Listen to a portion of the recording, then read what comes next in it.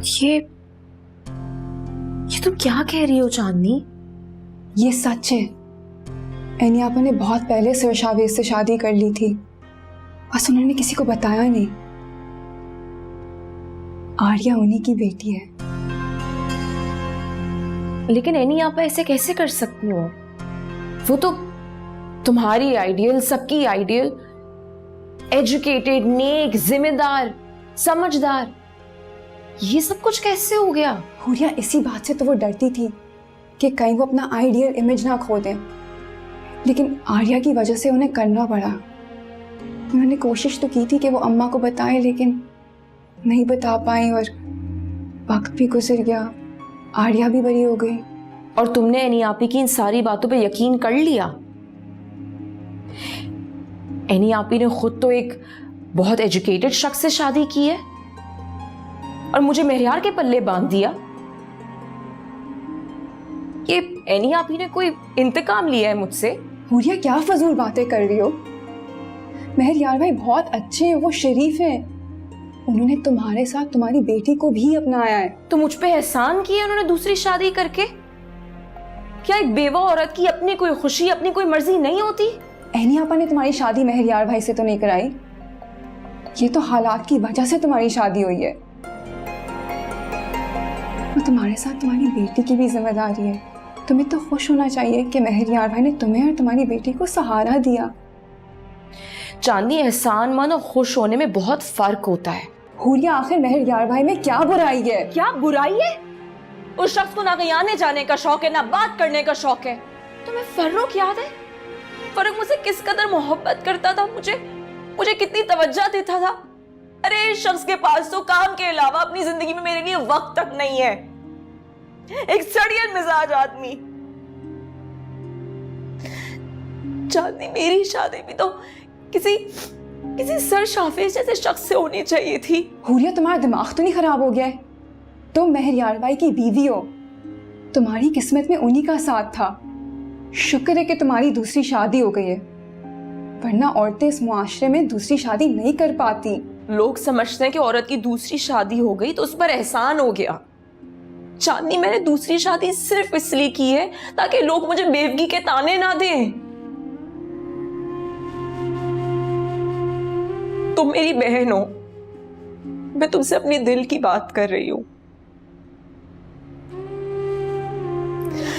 चांदनी, मैं मेहरियार को कबूल नहीं कर पा रही दिल से। हुरिया, कबूल कर लो, तुम्हारे और परी के लिए बेहतर होगा। और देखना, एक वक्त आएगा जब तुम मेहरियार भाई से बहुत मोहब्बत करने लगोगी, हालात बेहतर होंगे। चलो सब ड्राइंग रूम में बैठे, हम भी चलते हैं।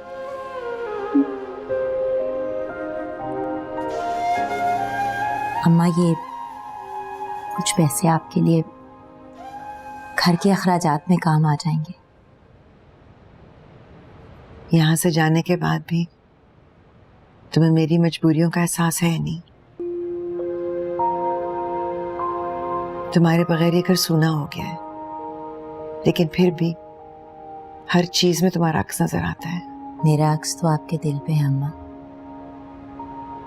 और आपका अक्स मेरे पूरे वजूद पे। मुझे बहुत अफसोस है कि मैंने आपको इतना दुख दिया, इतनी तकलीफ दी, लेकिन मेरा वादा है अम्मा, मैं आपका साथ कभी नहीं छोड़ूंगी।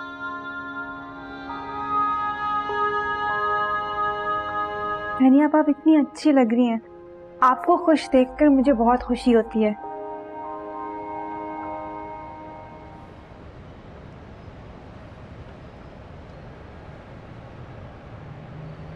हुरिया, क्या बात है, इतनी चुप क्यों? आपको कभी देखा नहीं ना ऐसे। हमेशा ही आपको बुक्स, फाइल्स, स्कूल से आना जाना, जिम्मेदारियां निभाना, ऐसे ही देखा है। आज तो एक अलग ही एनी आप ही देख रहे हैं। वक्त और हालात के साथ लोग और उनके अंदाज बदल जाते हैं। बहुत हैरत अंगेज बात है यकीन नहीं आ रहा कि ये सब कुछ कैसे, कब और क्यों हुआ।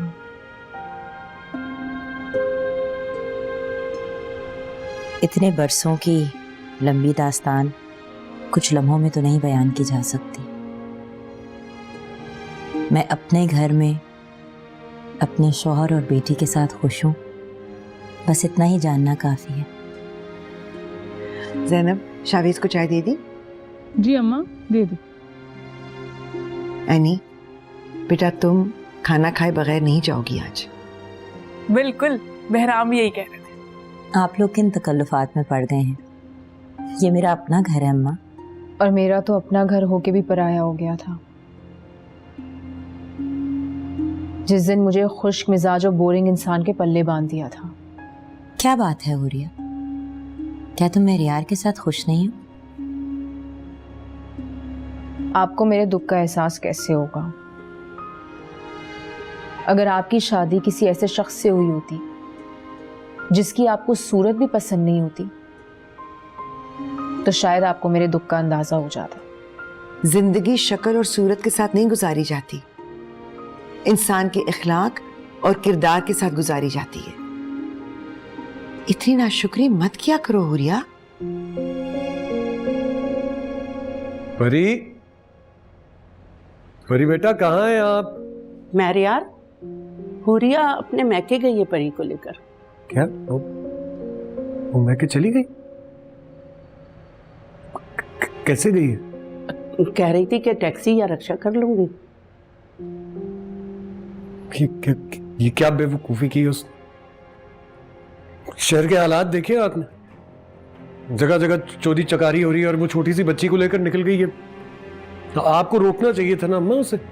मैंने रोका था लेकिन वो बहुत जल्दी में थी। अभी तो पहुंच भी गई होगी।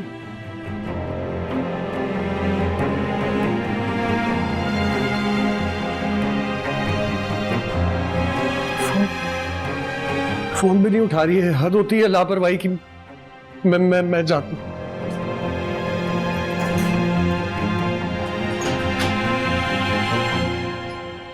वाह भाई, बड़े बड़े इनकलाब आ चुके हैं, हमें तो कानो कान खबर भी नहीं हुई। अब ये सब ऐनी आपा के सामने ना कह देना, वरना वो सोचेंगे कि हम उनकी खुशी में खुशी नहीं है। क्यों? खुश रहने का हक सिर्फ तुम्हारी ऐनी आप ही को है और किसी को खुश रहने का हक नहीं है? इसलिए क्योंकि मैं बेवा हो गई हूं, या फिर एक बच्ची की मां हूं, या फिर ऐनी आप ही की तरह आला तालीम याफ्ता नहीं हूं? मेरा शौहर तो चला गया, मेरा घर तो उजड़ गया। खुद तो ऐनी आप ही ने एक हैंडसम पढ़े लिखे लड़के से शादी कर ली और मुझे एक बोंगे के पल्ले बांध दिया। अब एहतजाज भी ना करूं, इंसान हूं, कठपुतली नहीं। ये तुम एनी और शावेज के खिलाफ क्या अनापशना बोले चले जा रही हो? हर इंसान का अपना नसीब होता है और अपने नसीब पर सब्र और शुक्र के साथ जिया जाता है। अम्मी, अब क्या अपने नसीब पे गिला भी ना करूं? ये गिले से ज्यादा जलन महसूस हो रही है। बहन की खुशी में खुश रहना सीखो। आइंदा मैं तुम्हारे मुंह से ऐसी कोई बात ना सुनूं।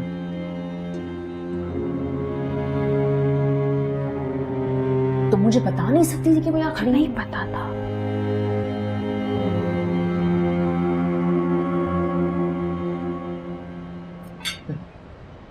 शावीज भाई बिरयानी भी लीजिएगा। मैं लेता हूँ। Any please. ऐनी आप आपने सावन ही नहीं लिया, आप क्या डाइट पर हैं? नहीं, ऐसी कोई बात नहीं है। एक्चुअली मैके आके सारे डाइटिंग के प्लान जो है वो ख़राब हो जाते हैं। यानी आप जब से गई हैं एक दिन भी ऐसा नहीं गुजरा जब हमने आपको याद ना किया। तो प्लीज आप लोग सब घर आए ना। हाँ, इंशाल्लाह जरूर आएंगे। शावेज भाई, आपके घर में तो पूरी लाइब्रेरी होगी, है ना ऐनी आपा? सही कह रही हैं आप, क्योंकि मेरा मानना है कि घर किताबों के बगैर अधूरा लगता है। वैसे ऐनी आपा बहुत खुशकिस्मत है कि उन्हें हम ज़ौक़ हम सफ़र मिला है। हाँ बिल्कुल, सब लोग खुशकिस्मत नहीं होते हैं। अस्सलाम वालेकुम। वालेकुम अस्सलाम। मेरे यार भाई बिल्कुल ठीक टाइम पे आए बैठे खाना खाए।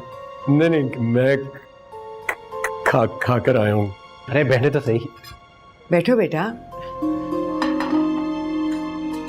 भाई मेरे यार भाई तो हुरिया को लेने ही आए होंगे, लेकिन हुरिया तो अभी थोड़ी देर पहले ही आई है। जी वो दरअसल हुरिया परी को अकेली ही ले आई थी, तो कॉल्स की मैंने, लेकिन शायद मसरूफ होंगी इसलिए उठा नहीं सकी, इसलिए जरा परेशान हो गया था, आ गया। फोन कमरे में था ना, तो पता नहीं चला। चले इसी बहाने आपसे मुलाकात होगी मेरे यार भाई। नहीं वो ऐसी बात नहीं है, बस काम की मसरूफियत की वजह से कहीं भी आना जाना नहीं होता। मसरूफियत भी एक नेमत है बेटा, वरना वक्त काटे नहीं करता। बहराम जाकर अपने लिए कुर्सी लो और भाई के लिए प्लेट भी लेकर आओ। जी अम्मी। अरे कैसी हो आप? मैं ठीक हूँ।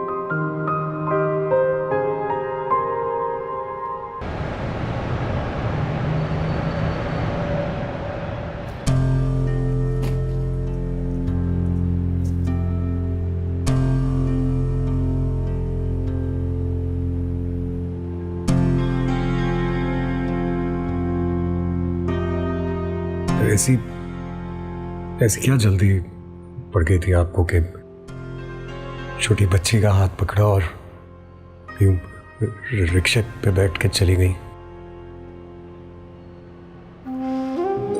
पता तो है आपको हालात कितने खराब है आजकल।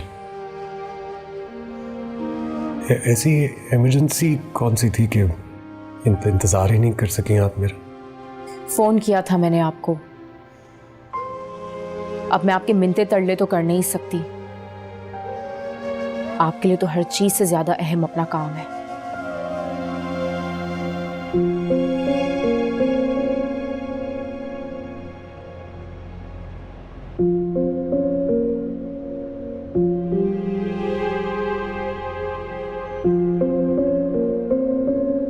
देखिए उरिया, दफ्तर में काम भी यूं अचानक छोड़ के आना मुनासिब बात नहीं है।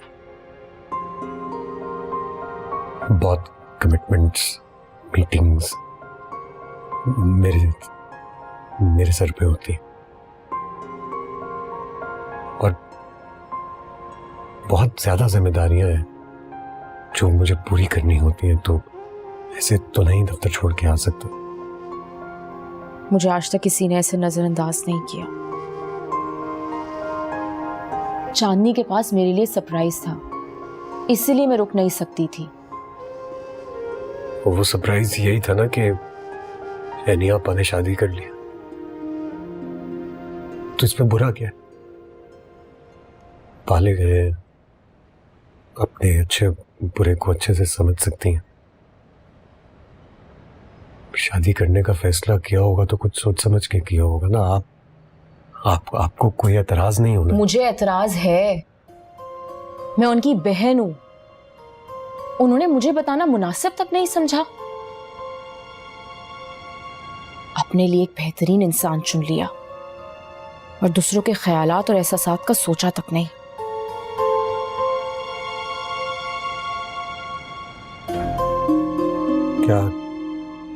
क्या मतलब है इस बात का? इन सारी बातों का मतलब यह है कि एनी आपी सेल्फिश है। वो सिर्फ अपने बारे में सोचती हैं। उनको ऐसा लगता है कि हर बेहतरीन चीज पे सिर्फ उनका हक है। उनकी खुद मुख्तारी ने उनको मगरूर बना दिया है। शादी की खबर तो मुझे ऐसे दे रही थी जैसे मैं उनकी सगी बहन नहीं हूं, कोई गैर हूं।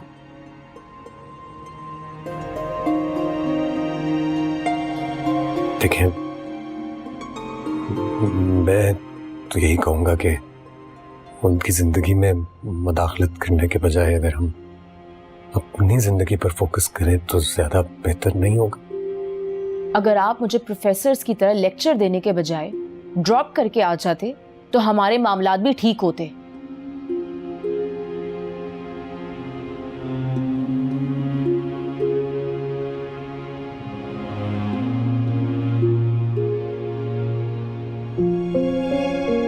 ठीक है। बस मैं आज के बाद आप मेरी इजाजत के बगैर घर से एक कदम भी बाहर नहीं निकालेंगी। क्यों? मैं कोई आपकी गुलाम नहीं हूं। मैं एक आजाद इंसान हूं, अपनी मर्जी की मालिक। ससुराल आई हूं किसी कैद खाने में नहीं। और अगर आपको रोब दिखाने का इतना ही शौक है तो ये रोब अपने ऑफिस में जाके दिखाया करें। या आप मेरी बात को समझ नहीं रही हैं। मैं क्या आपसे हो रहा है भाई? बाहर सारा शोर सुनने में आ रहा है। कुछ भी नहीं हो रहा अम्मा, ऐसी बस बात कर रहे हैं। मुझे कैदी बनाना चाहते हैं, पाबंदी लगा रहे हैं मुझ पे, और मैं इस तरह का रोब हरगिज बर्दाश्त नहीं करूंगी। शादी करके तो मेरी जिंदगी बर्बाद हो गई है। सोचा तक नहीं था कितना पछताना पड़ेगा। आप क्या पछता रही हैं? पछता तो मैं रहा हूं। कैसे बात कर रहे हो? तुम दोनों को क्या हो गया है? आप देख नहीं रही हैं क्या हो रहा है यहाँ? मैंने आपसे कहा भी था कि मेरी शादी अभी मत करवाएं, लेकिन आपको जल्दी पड़ी थी।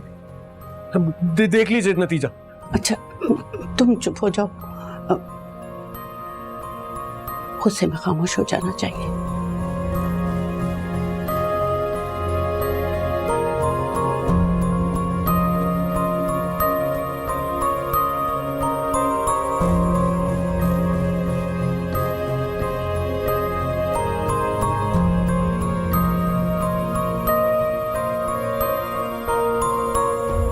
भाई अब तो रिश्तेदारों को और सब मिलने जुलने वालों को तुम दोनों के बारे में पता चल ही गया।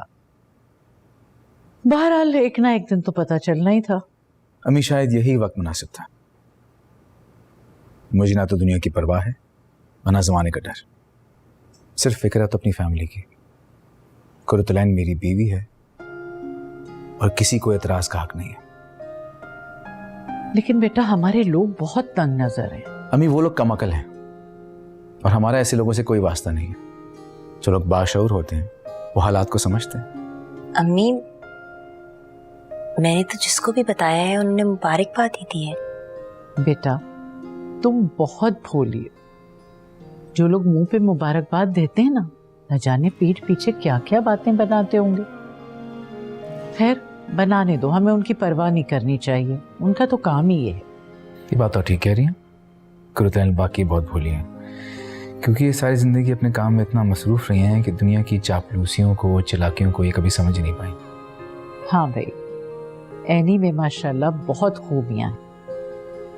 और मैं तो सबसे ज्यादा ये शुक्र करती हूँ कि आर्या की माँ आर्या के पास आ गई। हमें सच पूछें, हम वाकई बहुत खुश हैं। आर्या मेरे पास भी आओ। अल्लाह तुम लोगों को खुश रखे। आमीन। उरिया आज भी अपने साबिका शौहर को नहीं भूली। उसने मुझे कबूल ही नहीं किया। ऐसा कभी भी नहीं था अम्मा। मेरे हालात मुझे ऐसा बना दिए।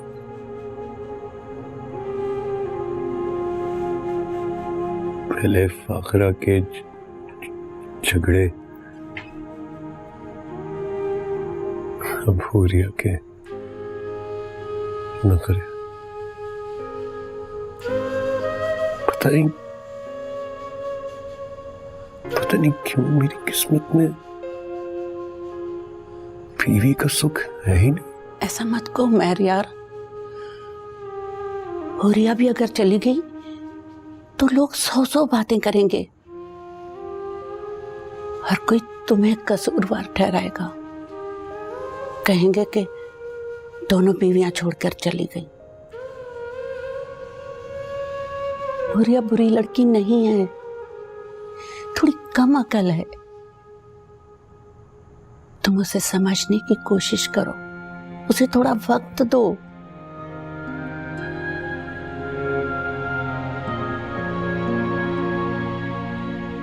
कैसे समझूं? वो तो आज भी अपने मरहूम शौहर से मोहब्बत करती। मुझे तो कबूल ही नहीं किया उसने। और मुझे देखिए, फाकरा को बुलाकर जिंदगी में आगे बढ़ रहा था। हुरिया ने मुझसे शादी मजबूरी में की है माँ, समझौता किया। बेटा, शादी समझौता ही तो होती है। हर शादी इश्क और मोहब्बत की बुनियाद पर नहीं होती।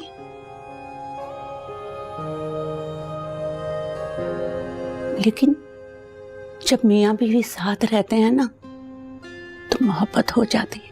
मोहब्बत?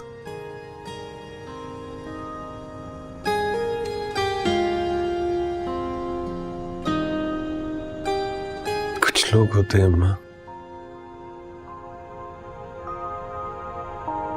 जिनकी किस्मत में मोहब्बत होती ही नहीं। उनके लिए मोहब्बत बस एक शराब होती है। मैं हुरिया को समझाऊंगी।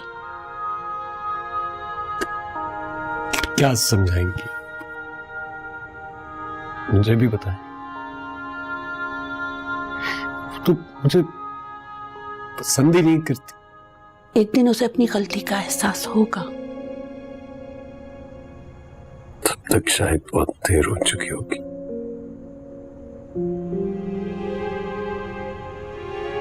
बहुत देर।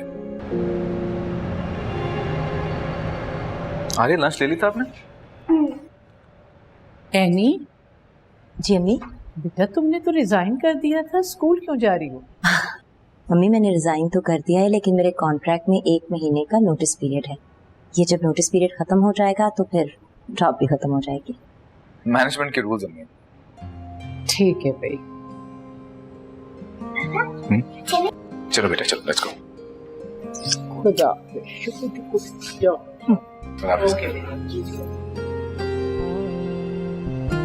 तुम्हारी मेहनत, तुम्हारी डेडिकेशन, तुम्हारे इस लेवल के फोकस से मैं इतनी इम्प्रेस्ड हूँ। बहुत कम अरसे में तुम बहुत कुछ सीख रही हो। आपकी शागिर्द हूँ ना। वैसे मुझे हुरिया के एटीट्यूड की बिल्कुल समझ नहीं आ रही। मुझे लगता है कि उसको मेरी यार नहीं पसंद। वो कभी फरुख भाई को भूल नहीं पाई, इसलिए उसे मुश्किल हो रहा है महरिया भाई को कबूल करने में। लेकिन मुझसे क्यों खफा है? क्योंकि उसको लगता है कि आपको छुप कर शादी नहीं करनी चाहिए थी। लेकिन हुरिया बेवकूफ़ है, को वक्त पे वो समझ जाएगी। सारे स्कूल को भी पता चल गया है कि मेरी शादी हो गई है। तो पता चल जाने दें, आपने शादी की है, कोई जुर्म तो नहीं किया है।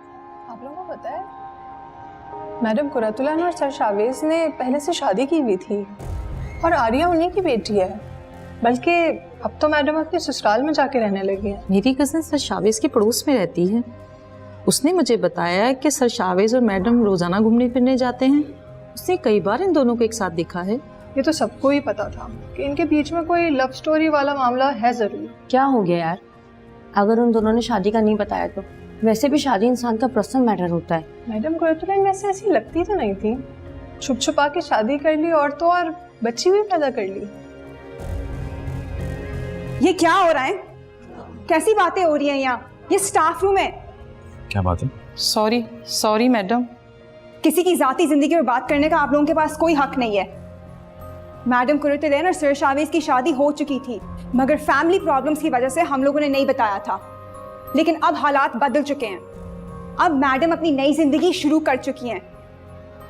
आप सब अधूरी बातें सुनकर कहानियां मत बनाया करें।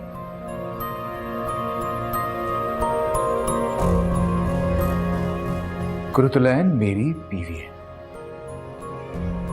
इनकी इज्जत मेरी इज्जत है और उनकी बेइज्जती मेरी बेइज्जती है। इसलिए किसी के घरेलू मामलात पे ध्यान देने के बजाय अपने काम पे ध्यान दे तो बेहतर होगा।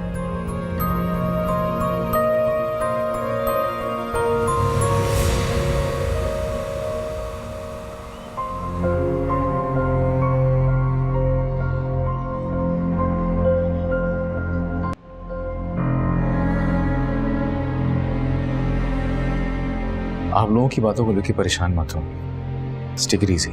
मैं जानती थी ये सब कुछ होगा, लोगों को फेस करना आसान नहीं होगा। वो लोग जो मेरी रिस्पेक्ट करते थे, मुझे इतना आइडियलाइज करते थे, आज वो ही मेरे बारे में तरह तरह की बातें कर रहे हैं। मुझे तो इन लोगों की मोहब्बत की आदत थी, इस नेगेटिविटी की नहीं। मैं तो बेगुनाह होने के बावजूद गुनाहगार हो गई। कुरतुलैन, मैं हूं ना लोगों का जवाब देने के लिए। और जानने देखा नहीं कैसे सही क्लास थी उसने सबकी, हैरान कर दिया उसने। चांदनी की तरबियत मैंने खुद की है, वो मेरा अक्स है और वो कभी भी मेरे खिलाफ कोई बात नहीं सुनेगी।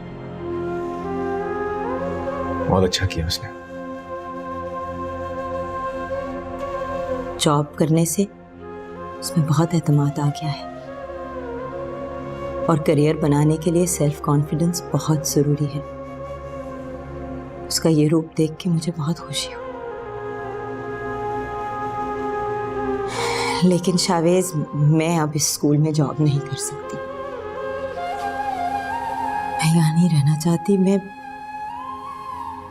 बार बार लोगों के ताने नहीं सुन सकती। मैं अब अपने घर पे तवज्जो देना चाहती हूँ, अपने घर में सुकून से रहना चाहती हूँ। कुरतुलैन, आपका फैसला बिल्कुल ठीक है,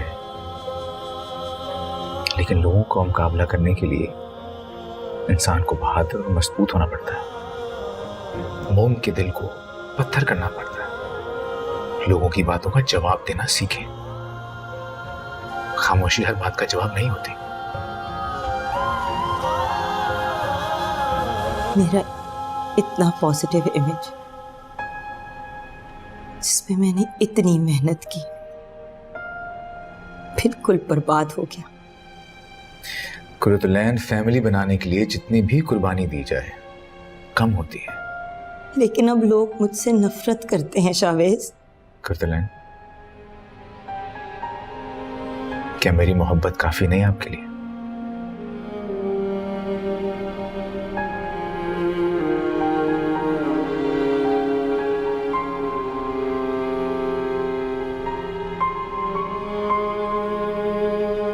बात कुछ ऐसी है जिसकी वजह से मुझे यहाँ आना पड़ा है। ऐसी क्या बात हो गई? सब खैरियत तो है ना? हुरिया तो ठीक है? वो तो ठीक है, उसकी वजह से हम परेशान हैं। असल में हुरिया ने महरियार को अभी तक कबूल नहीं किया। वो हर वक्त अपने पहले शौहर की बातें करती रहती, जिसकी वजह से महरियार बहुत रंजीता है। मैं इंसानी नफ्सियात को समझती हूँ, लेकिन हुरिया को भी तो समझना चाहिए कि महरियार उसका शौहर है। मैं तो उसकी शादी करके मुश्किल में फंस गई हूँ। आप उसकी माँ हैं, आप उससे समझाएं। मैं आपसे बहुत शर्मिंदा हूँ। ये बहुत गलत हो रहा है, ऐसा नहीं होना चाहिए था। मैं समझाऊंगी हुरिया को, आप फिक्र ना करें। दरअसल हुरिया का फर्रुख से एक जज्बाती लगाव था, मगर जाहिर है अब महरियार उसका शौहर है और उसे इस बात को कबूल करना होगा।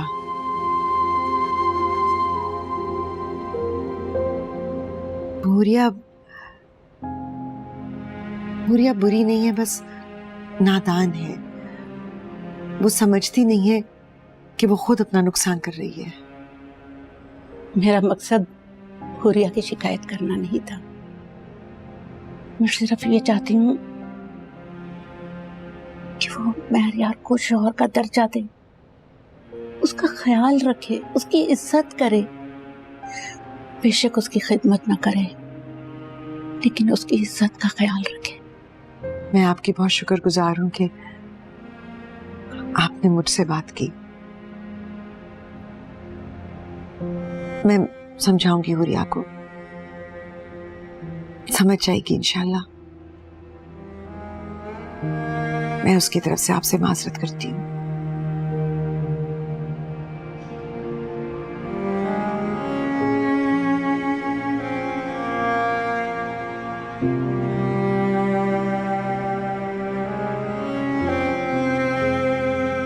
तुम्हें पता है हुरिया की सास आई नहीं नीचे, हुरिया की शिकायत कर रही है। पता नहीं हुरिया अकल क्यों नहीं इस्तेमाल करती, क्या मसला है उससे, और महरियार भाई को क्यों पसंद नहीं करती वो। एक्चुअली हुरिया के अलग ख्वाब थे। वो किसी खुश मिजाज इंसान से शादी करना चाहती थी, लेकिन ऐसा रिश्ता नहीं आया। महरियार भाई बहुत अच्छे हैं, बस संजीदा तबीयत के हैं, इसलिए हुरिया का दिल नहीं लग रहा। वो अभी भी फरूख भाई को बहुत याद करती है। औरत के लिए दूसरी शादी करना मुश्किल होता है, और वो पहली मोहब्बत भी नहीं भूल पाती। क्या देती है पहली मोहब्बत? हुरिया कहीं अपनी बेवकूफ़ी में अपना घर ना बर्बाद कर दे। हमें इसे समझाना चाहिए, रोकना चाहिए। हुरिया अपना घर बर्बाद करके अपना ही नुकसान करेगी। अब यहाँ पे नहीं आपा तो है नहीं सपोर्ट करने के लिए उसे। तुम्हारी इतनी सैलरी नहीं है, और बहराम के तो अपनी कितनी जिम्मेदारियां हैं। मैं सच कहूँ ना तो हुरिया को किसी का भी ख्याल नहीं, ना अपने ससुराल वालों का और ना ही हमारा। अम्मा उसे खुद समझा देगी।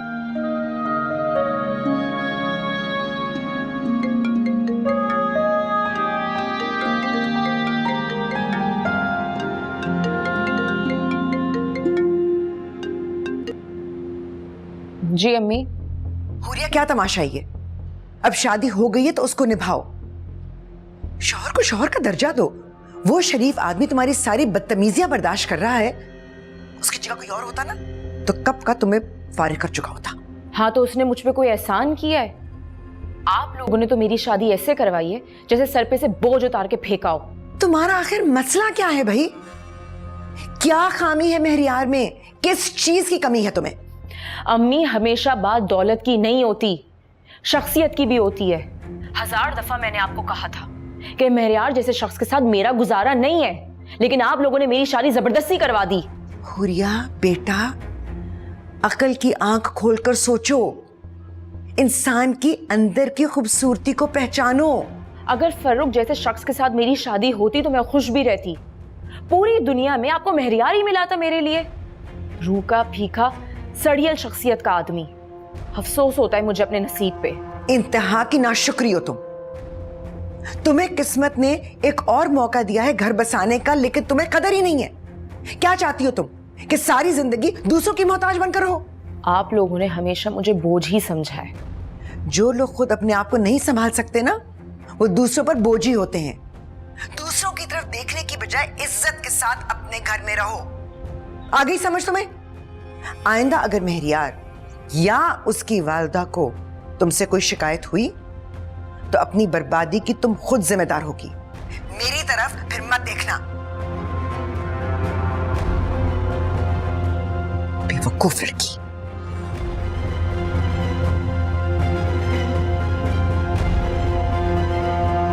सदा की जाहिल है।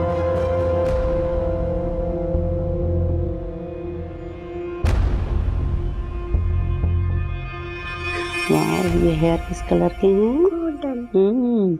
और ये क्या पहना हुआ है इसने? एप्रन। और ये क्या? लिप्स। आपने मेरी अम्मी से शिकायत की है? हाँ। क्या जरूरत थी मेरे घर जाके मेरी ही शिकायत करने की? मैं चाहती थी कि तुम्हारी माँ तुम्हें समझाए। वैसे भी बेटी माँ के करीब होती है, सास तो वैसे ही गैर होती है। और मैं जानती हूँ तुमने महरियार को अभी तक दिल से कबूल नहीं किया है, और ये बात मुझे नाकाबिले कबूल है। आपको तब भी कोई हक नहीं पहुंचता कि आप मेरे घर जाके मेरी शिकायत करें। मुझे आपसे ये उम्मीद नहीं थी। अगर आपको कोई बात करनी थी तो मुझसे करती ना। मेरे घर वाले तो वैसे ही मेरे इतना खिलाफ है और अब मुझे तरह तरह की बातें सुना रहे हैं। तुमसे बात करने का कोई फायदा नहीं था हुरिया। मुझे तो लगता है कि महरियार की शादी करने में मैंने बहुत जल्दबाजी की। हाँ तो क्यों की आपने जल्दबाजी? मैंने आपको कहा था, ये शादी करवा के आपने मेरी जिंदगी भी अजीरन कर दी है। हुरिया